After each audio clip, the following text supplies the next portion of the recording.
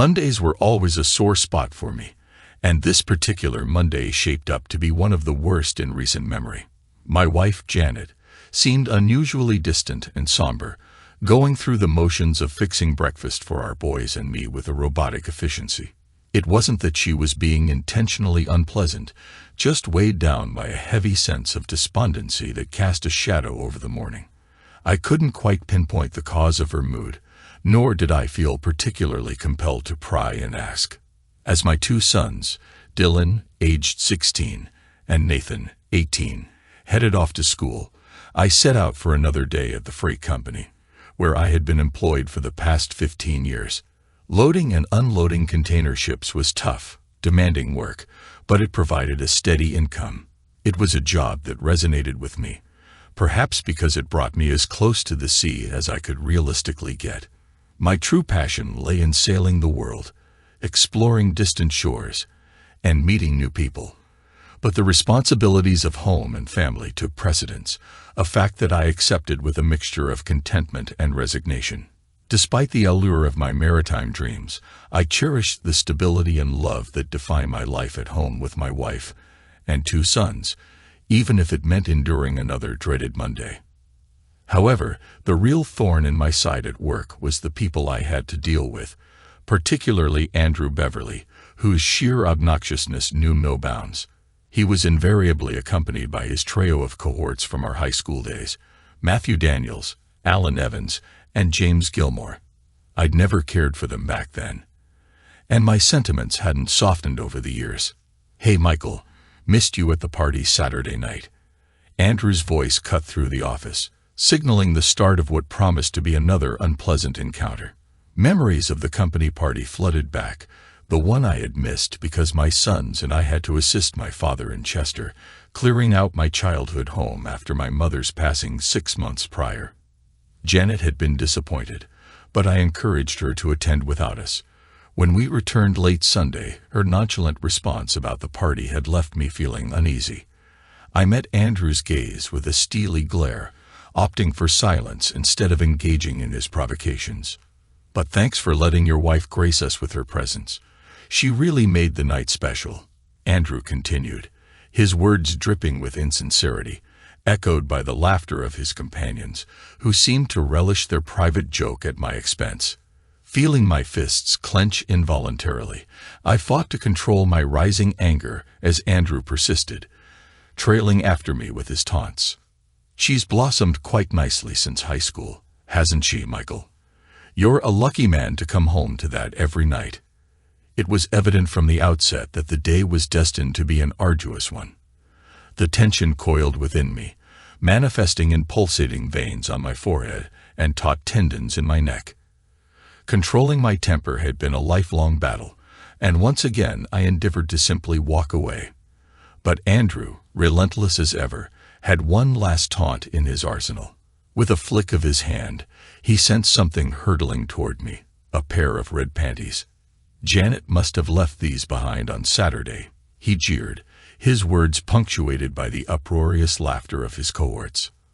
I stood there, refusing to meet their gaze, as the silk fabric landed at my feet, abandoned and disregarded.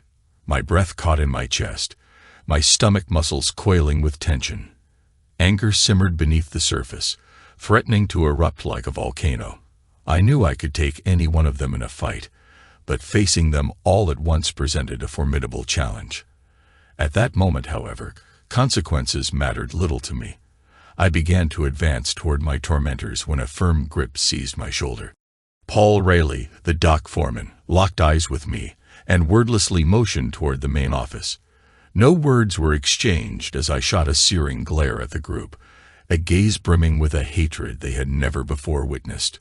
Reluctantly, I followed Paul up the stairs, noting the sudden shift in demeanor among my antagonizers, laughter replaced by apprehension.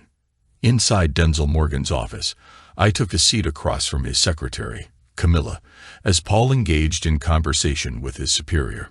"Michael, would you like a cup of coffee?" Camilla offered. "No, thanks.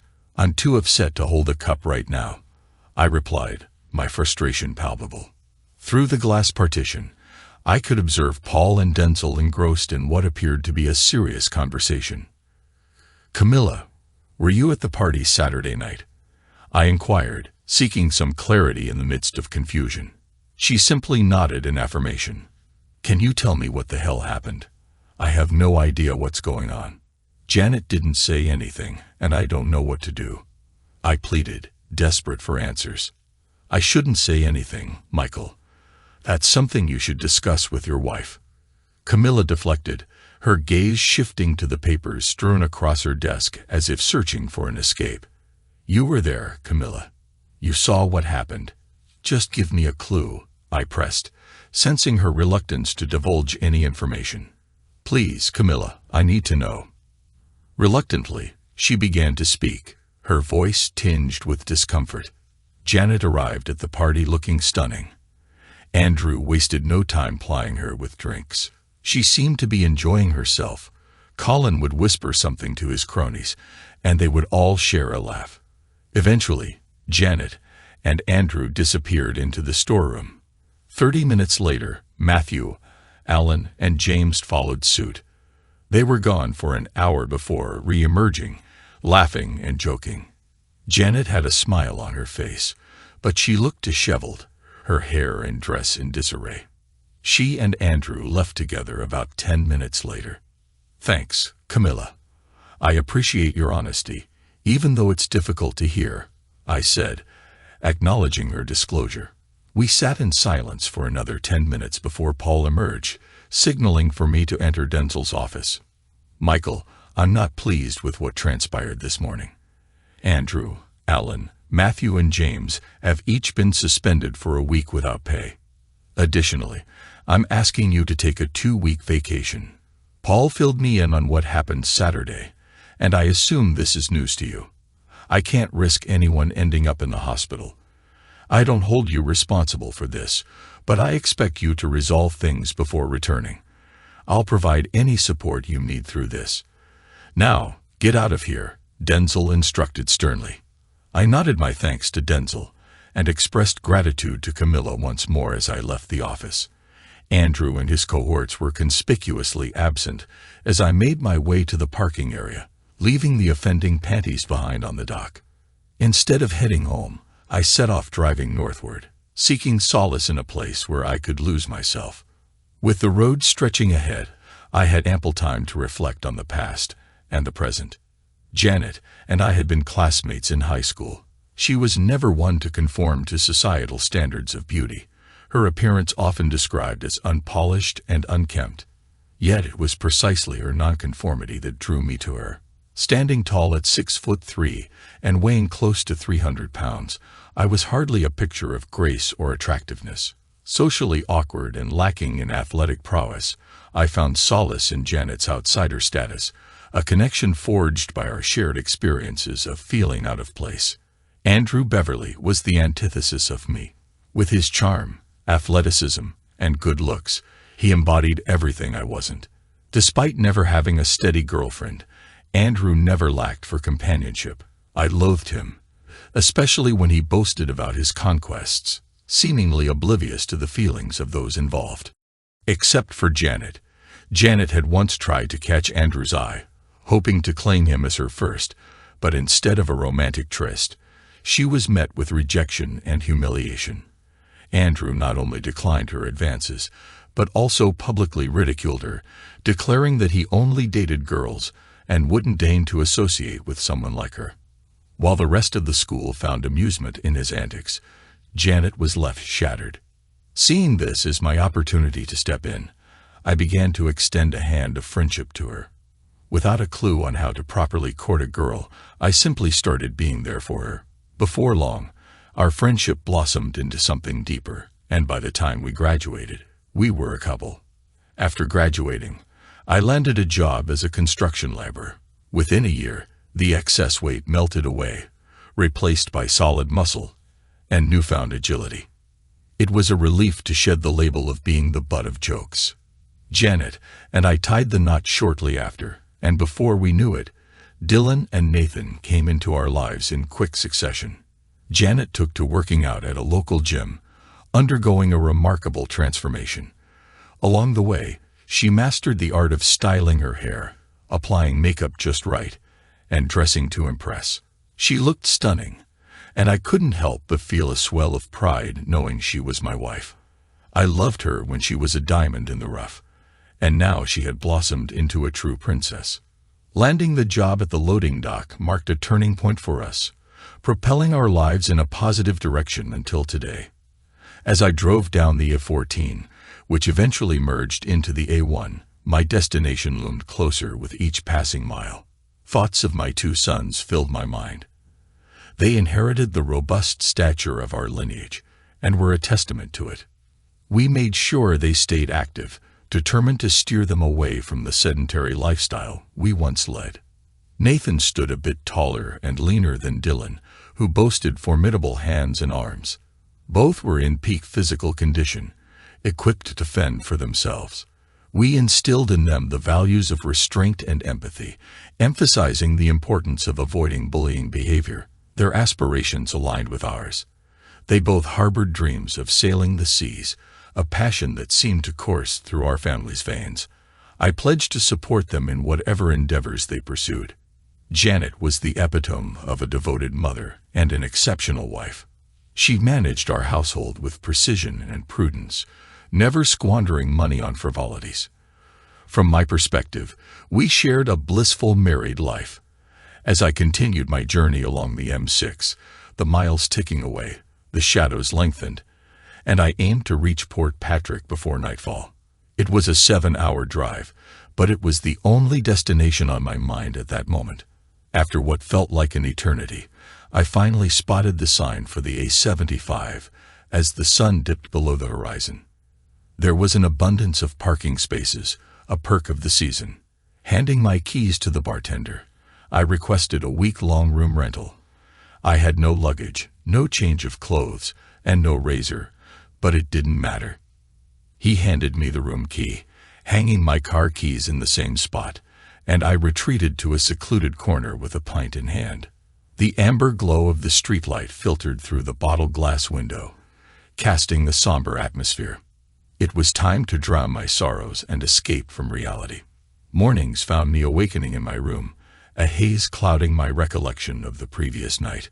Often, a local patron would assist me up the stairs, depositing me unceremoniously onto the bed, though I never managed to get under the sheets.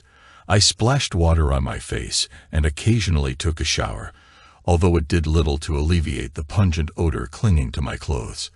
The unchecked growth of a fierce beard was a stark reminder of my deteriorating state.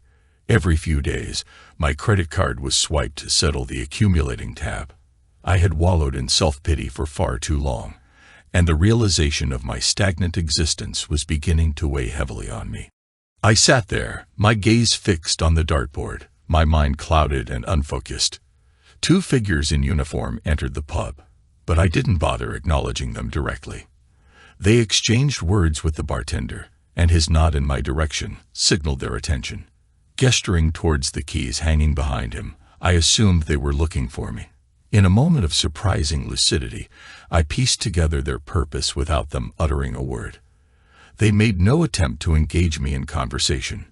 Instead, they simply filled me up with coffee for the next couple of hours.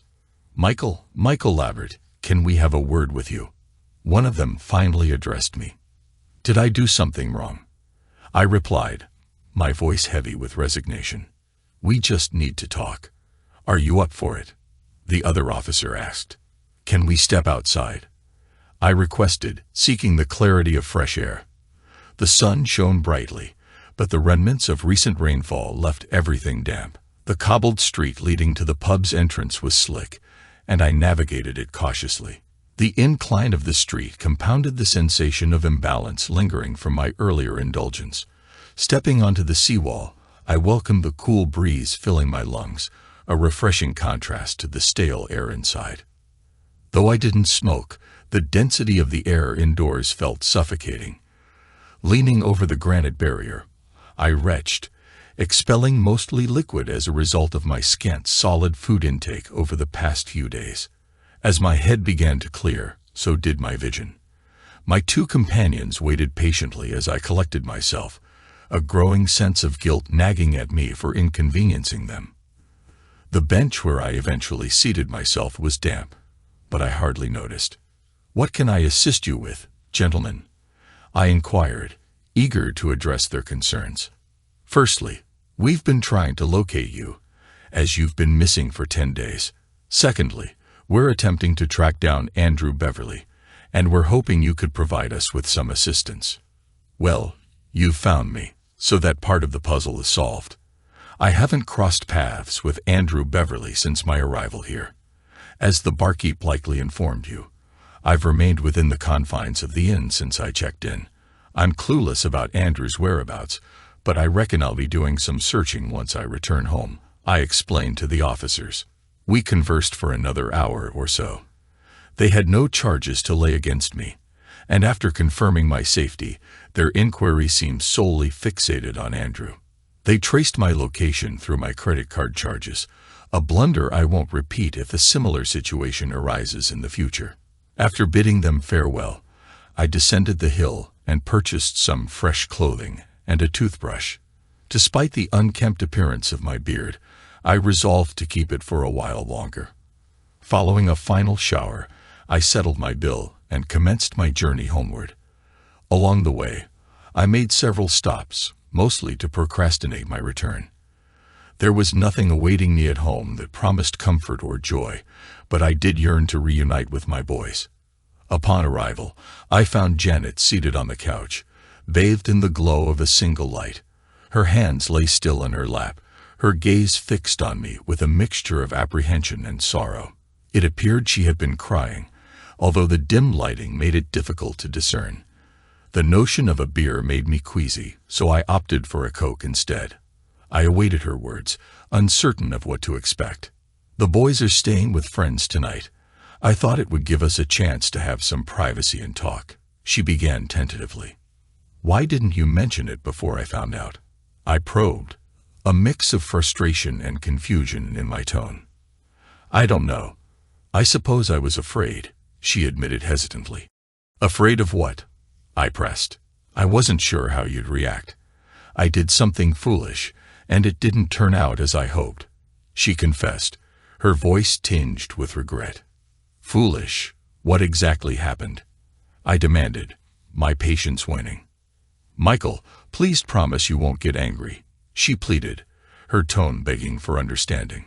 "I can't promise anything until I know the truth, but go ahead, tell me," I relented, my voice stern yet tinged with apprehension. "Do you remember what Andrew did to me in high school?" she asked, her voice wavering with emotion.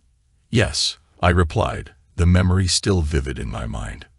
"I've been wanting to get back at him for that ever since it happened.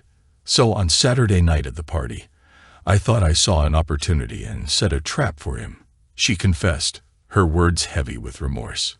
"That doesn't quite match up with the story I've heard," I remarked, my suspicion growing. "Listen to me, Michael. Like I said, it backfired on me. I dressed up really nice, and Andrew started to hit on me. I let him think it was working, and he suggested we go back to the storeroom. We kissed a little because I had to do it to set him up. First we kissed, then I let myself be touched." "Why did you do that?" I asked, my frustration growing. "I wanted to get even with him. I wanted to make him pay for humiliating me, so I told him to take off his pants. When he did, I started laughing at his small size. It was disgusting, but in this case, it felt appropriate." "Go on," I urged, my voice tense. I gathered myself and made my way to the door to leave. Outside, Matthew, Alan, and James were waiting, as if Andrew had given them permission to have their turn after him. I passed them without a word and headed to the ladies' room, laughing inwardly at their audacity. When I returned to the party, they were all wearing smug smiles, having spread rumors about their supposed exploits with me in the pantry. It was their petty attempt at revenge for my embarrassing Andrew. Feeling upset, I decided to leave, she recounted, her voice tinged with frustration. "I heard you left with Andrew," I interjected. "That's not true. I left alone and drove straight home," she clarified. You left your panties there for Andrew, I prodded. No, I simply forgot them in my haste to leave, she admitted sheepishly. Why didn't you tell me any of this? I demanded, my voice tinged with hurt. After they twisted the truth, I was scared and unsure of what to say to you, she confessed, her voice barely above a whisper. So you allowed me to find out for myself in front of my colleagues. I felt like a fool, like a cuckold. They teased me about what supposedly happened, and I couldn't defend myself because I didn't know the truth. I had to piece together the story from a secretary, and even her version doesn't align perfectly with yours. I lamented, a bitter taste of betrayal lingering in my mouth. She wasn't there. I was. What I told you is what happened. Damn it. Michael, I'm your wife. You're supposed to stick up for me and support me, Janet exclaimed, her voice breaking as tears streamed down her cheeks. She retreated into the kitchen, her sobs echoing softly through the room. I sat there, sipping my Coke, watching as Janet leaned against the formica table, her tears staining its surface. My love for her was unwavering. She was the only woman I had ever truly cared about, but her words felt like a facade, a desperate attempt to salvage our marriage. Camilla had no motive to deceive me. Despite the turmoil brewing within me, I resisted the urge to interrogate Janet about the inconsistencies in her story. Pressing her for the truth would only lead to more anguish, and it wouldn't change what had already transpired. I longed to uncover the truth, but I knew I wouldn't find it from her. So I chose to leave things unresolved, allowing Janet some semblance of peace. After another shower, I climbed into bed beside my wife. She nestled her head against my shoulder, whispering declarations of love before we both succumbed to sleep. With a few days off before returning to work, I spent time with the boys, who greeted me with a mix of relief and reservation.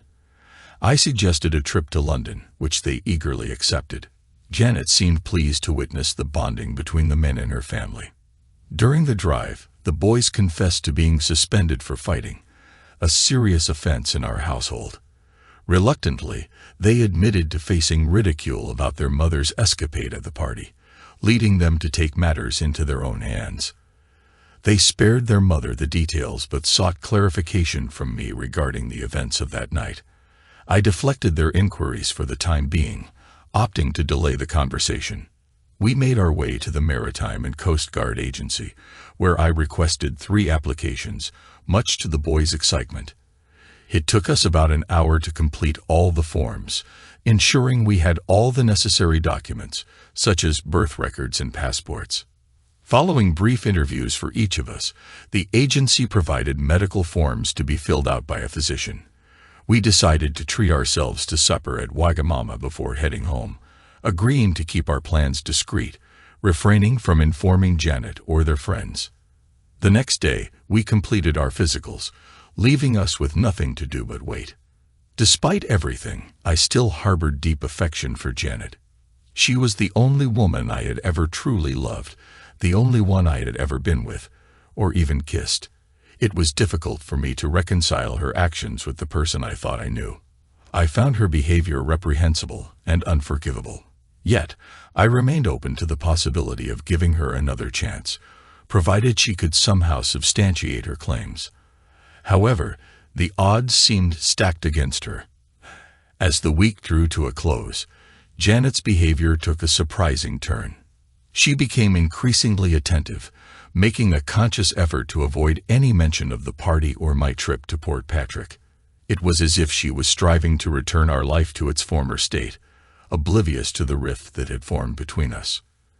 That night, Janet displayed an unusual curiosity in bed, and we shared an intimate and enjoyable evening together. She nestled beside me as we slept peacefully until morning. The following day during breakfast, I was blindsided by what I can only describe as the epitome of foolishness. "Michael, I've been thinking. I'd like to have another baby," Janet announced. In that moment, the events of the previous night suddenly made sense to me. However, to fully grasp the absurdity of her statement, a bit of context is necessary. Janet had been on birth control pills for several years following the birth of our boys. Approximately 3 years ago, she began experiencing side effects from the pills, which led her to discontinue using them. We hadn't employed any other form of birth control since then. Sometime later, during a visit to the doctor for a rotator cuff issue, I inquired about a vasectomy. Within 20 minutes, I underwent the procedure, rendering me sterile. I hadn't seen fit to disclose this to Janet. For the past 3 years, we'd engaged in unprotected intimacy without any discussion of why she couldn't conceive. Now, out of the blue, she expressed a desire to miraculously conceive a child. Either she was incredibly naive, or she believed me to be exceptionally gullible. I regarded her with a mixture of astonishment and disbelief. "I think that would be wonderful, honey," I replied, masking my inner turmoil with a supportive facade. As a man, I'm not well versed in matters of pregnancy, but given that it had been nearly 3 weeks since the party, there was a distinct possibility that Janet had missed a period and was attempting to cover her tracks. This revelation shed new light on the situation, prompting me to expedite my plans. With the boys back in school, I seized the opportunity to have a heart-to-heart with them before they headed off. Surprisingly, they seemed to grasp the complexities of my situation with their mother better than I did. Knowing I had their unwavering support and understanding offered a glimmer of comfort amidst the uncertainty looming ahead.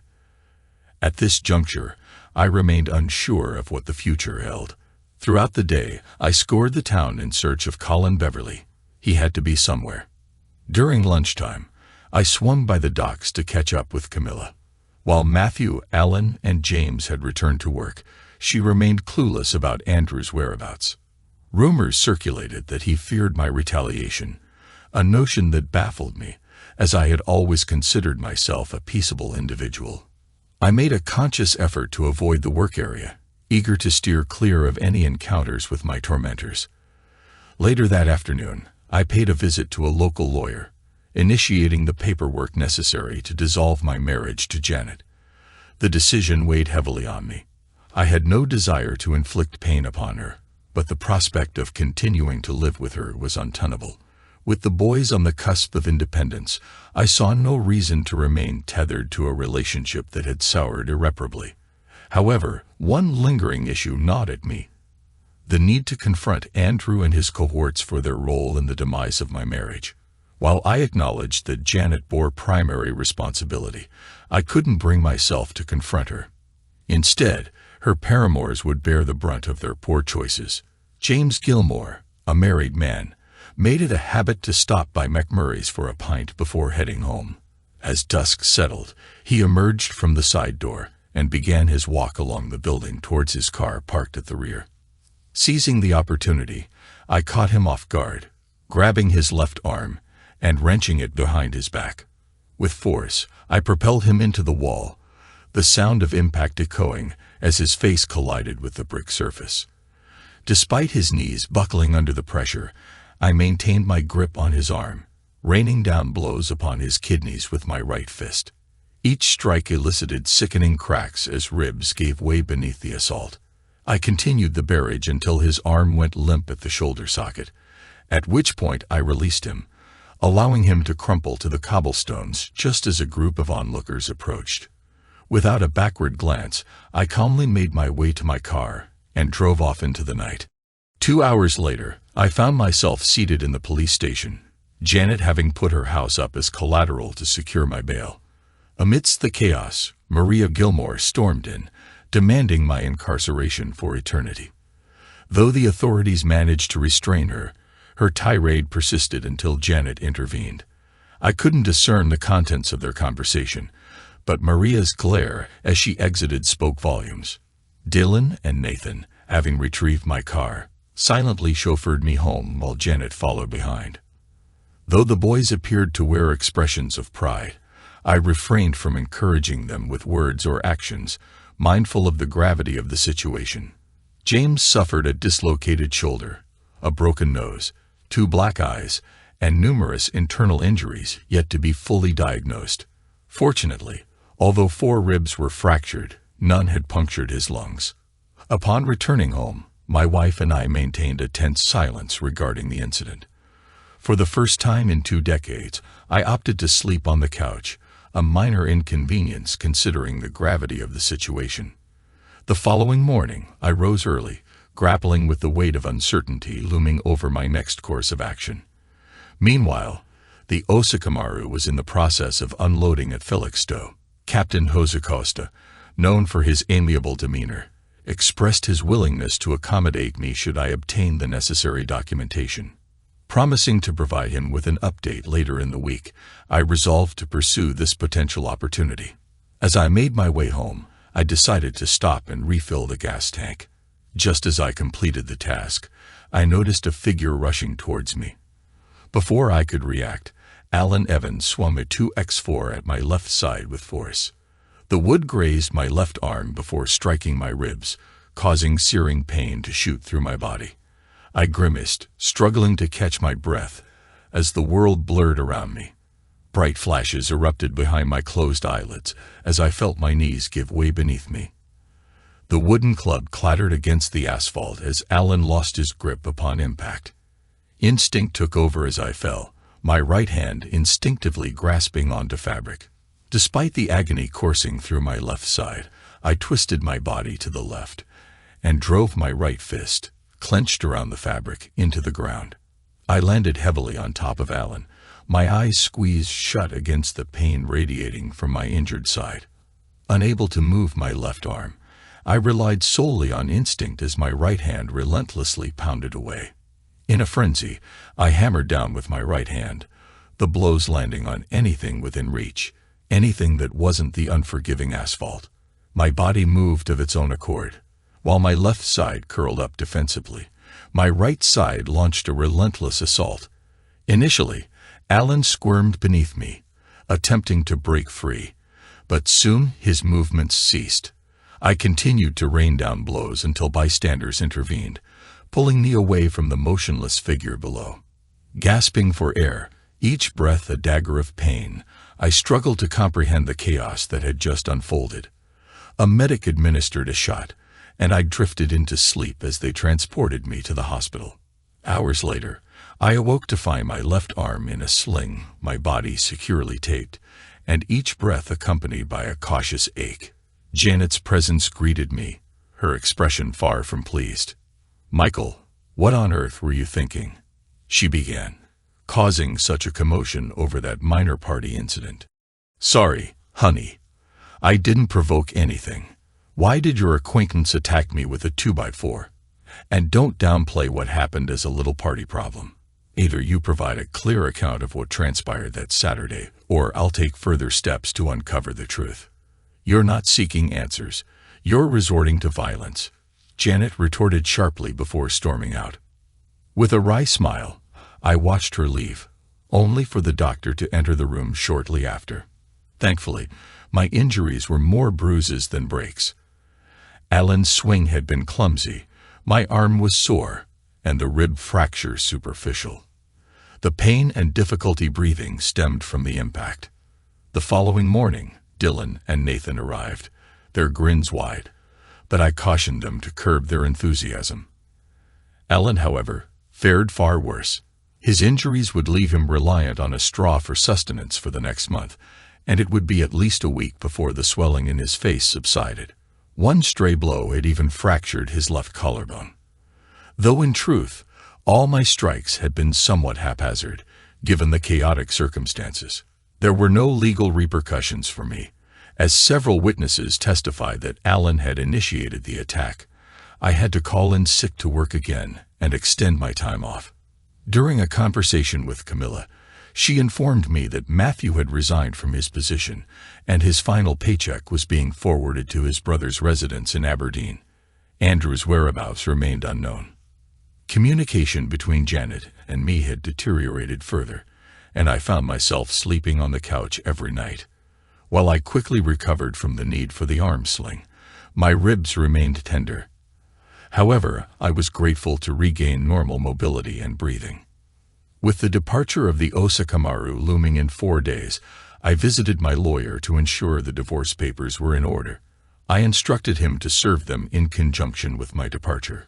Everything would be left to Janet, including the house, which the bonding company would reclaim upon my inevitable bail jump. I felt indifferent about the material possessions. In preparation for my departure, I made arrangements with acquaintances in Scotland and dedicated time to the gym to recover from the assault. Denzel Clark reluctantly bid me farewell, agreeing to keep my departure discreet and to look out for my sons if needed. Meanwhile, Janet's neglect of household duties became apparent. The laundry piled up, and the overall upkeep of the house declined. Meals were hastily assembled, and our conversations lacked their former vitality. It seemed as if she was regaining the weight she had previously lost. In a mere 4 weeks, our world had descended into chaos. The following day, my sons excitedly handed me my maritime papers, their enthusiasm evident. Despite my insistence that they wait to make any decisions until completing the current term, it seemed as though they were already set on their course. Returning to the Osaka Maru, I attended to all necessary arrangements for our upcoming voyage. The quartermaster provided me with a checklist of items to procure before our departure the following morning. After securing my gear and settling into my onboard quarters, I disembarked for the final time. Dylan had left his Triumph Bonneville 750 parked at the dock's end, ready for my journey to Aberdeen. An 8-hour motorcycle trip is hardly enjoyable. The constant shaking of the Triumph made it impossible to read the odometer, despite the smooth running of the engine and favorable weather conditions. Nonetheless, I was relieved when I finally arrived in Aberdeen. My friends had managed to locate Matthew Daniels and arranged for him to be at the Four Crowns. Access to the men's room at this establishment was through an exterior entrance at the back. After briefly signaling my presence to my companions inside, I positioned myself outside the building, awaiting Matthew's exit.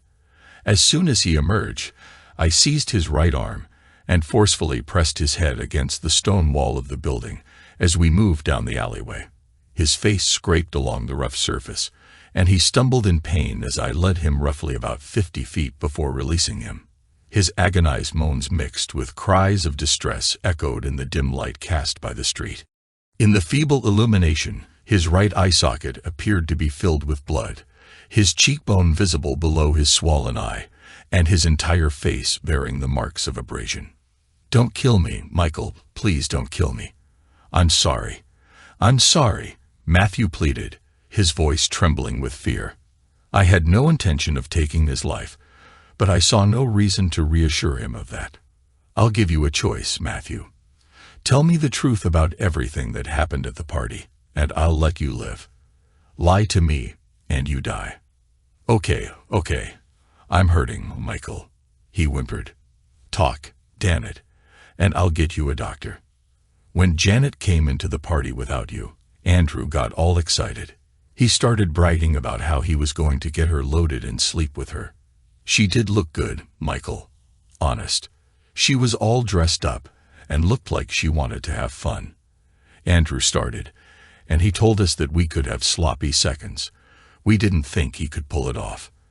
After a bit, he took her back to the storeroom, and we followed him. Are you sure you want to hear this, Michael? Yes, keep going. Ah, but don't hurt me anymore. When he was done, we too went to the room and did the same thing to her. She and Andrew left together, and I think they stopped someplace before he dropped her off, but I don't know for sure. That's it, Michael. I'm sorry. We didn't hurt her, honest, and we didn't make her do anything she didn't want to do. I simply stared at him. Do you know where Andrew Beverly is? He shook his head, indicating a negative response. It was clear that he wasn't in a position to deceive me. His narrative aligned much more closely with Camilla's version of events than Janet's. I rapped on the locked pub door, exchanged greetings with a couple of old acquaintances, and then headed back to my motorcycle. A few miles down the road, I passed an ambulance racing toward the pub. It was early morning when I parked the Triumph at the spot where I had retrieved it and boarded the Osaka Maru. Dylan would retrieve the bike later. My first shift was scheduled for that night, so I spent the remainder of the day recuperating from the grueling journey. That damn motorcycle had really taken its toll on me. In hindsight, I should have opted for the car. I took a shower and grabbed some supper. My supervisor briefed me on my duties and then left me to my own devices. The job was entry-level and fairly straightforward. However, my fellow crewmates seemed less than welcoming. While they would respond to direct inquiries, they offered no assistance or camaraderie. It was evident that they were friendly with each other, but I found myself excluded from their circle. Despite this, I resolved to persevere and hoped that things would eventually improve. Janet was likely served with divorce papers that morning, and I imagined Matthew Daniels had already divulged his version of events to the authorities. Meanwhile, my sons seemed to be finding some amusement in the unfolding drama. After my shift, I retired to my bunk. 2 days later, I was called to the captain's office unexpectedly. Captain Costa appeared displeased as I stood before him. The Royal Navy has requested permission to land a helicopter on the Osaka Maru to transport you back to the mainland. I received a detailed wire this morning justifying their request. I'll summarize some of the points outlined in the extradition request. If there are any inaccuracies, please clarify. I nodded silently, preparing to hear the summary. They wish to talk to you about the disappearance of a fellow named Andrew Beverly. You have charges against you for the beating of a man named James Gilmore so badly that he lost one kidney and might lose the other. You forfeited bail on that charge. You have charges against you for the maiming of a fellow named Alan Evans that was listed as self-defense, but is being changed because of the severity. Finally, on the night you boarded this ship, you beat a man named Matthew Daniels in Aberdeen so bad that he lost his right eye. I don't know how the hell you could be here and in Aberdeen at the same time. And I don't want to know. It says here that all this mayhem was done with your bare hands to avenge a personal affront. Do you have any comments, Mr. Labbert? Sir, I am sorry for any problems I might have caused you. I mean about the charges. Just that if I could have found Andrew Beverly, he would be in the hospital with the other 3. I really don't know where that son of a bitch is. I'll pack my things and get ready for the helicopter when it arrives. Captain Costa just looked at me and smiled. That won't be necessary. I told them you never got aboard. There is no Michael Labbert on the Osaka Maru. Now get back to work. After the divorce was finalized and Janet lost the house due to my departure, I received a wire from my lawyer about the developments back home. Andrew Beverly was hospitalized with severe injuries, courtesy of my sons, Dylan and Nathan, who found him with Janet in our bedroom before the bail bond company reclaimed the property. Janet, pregnant and facing old issues, had relocated to Austell to live with her sister.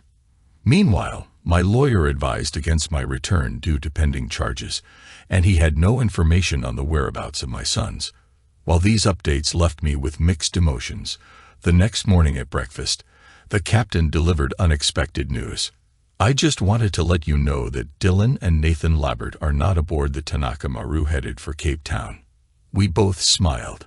It seemed my destiny as a seafarer was finally coming to fruition.